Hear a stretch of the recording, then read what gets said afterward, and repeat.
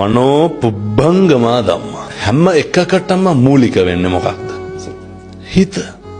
සූත්‍රයක් තියෙනවා අබේ රාජකුමාර සූත්‍රය කියලා. මේක හරි අපූර්වයි හොඳ.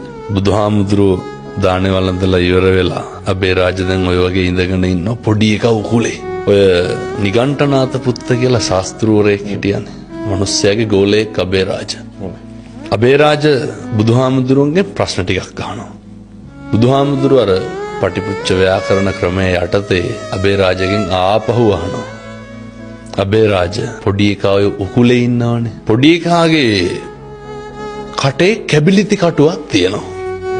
අහනවා අබේ රාජ ඕක හිර වෙලා තිබ්බොත් මොකද කරන්නේ කියලා. අබේ රාජ කොහොමද උත්තර දෙන්නේ? බුදුහාමුදුරුවනේ ඇදලා ගන්නවා. බුදුහාමුදුරුවෝ මොකටද ඇදලා ගන්නෙ? පොඩි එකා බේර ගන්න ඕනේ. පැහැදිලිද මං කියන්නේ? එහෙමයි. බුදුහාමුදුරුවෝ අදිනකොට ලේනවනේ. කෑ ගහනවනේ. රිදෙනවනේ. ඔව් ඒත් බුදුහාමුදුරුවනේ පොඩි එකා බේර ගන්න ඕනේ.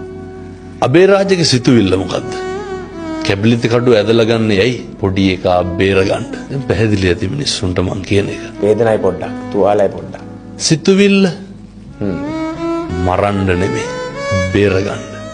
උන්වහන්සේ උගන්වනවනේ චේතනාවමයි කර්මය වෙන්නේ කියලා. මිනිස්සුන්ගේ සිතුවිල්ලේ තියෙන කළු සුදු මට්ටමේ අඩු වැඩි අනුව තමයි කරන ක්‍රියාවේ ප්‍රතිඵල යහපත්ද අයහපත්ද කියන එක තීරණය වෙන්නේ.